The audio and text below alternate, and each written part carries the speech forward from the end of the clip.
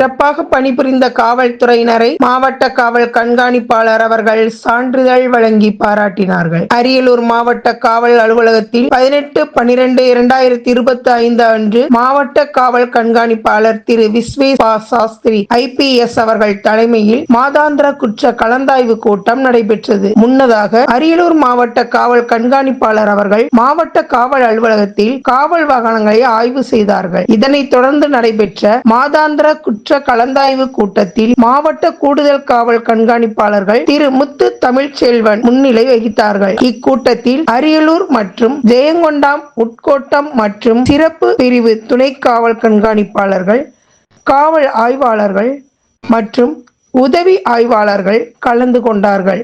அரியலூர் மாவட்டத்தில் பதிவு செய்யப்பட்ட குற்ற வழக்குகளின் நிலை குறித்தும், புலன் விசாரணையில் உள்ள வழக்கு, நிலுவையில் உள்ள வழக்குகளை விரைவாக முடிக்க மேற்கொள்ள வேண்டிய நடவடிக்கைகள் குறித்து மாவட்ட காவல் கண்காணிப்பாளர் ஆலோசனை வழங்கினார்கள்.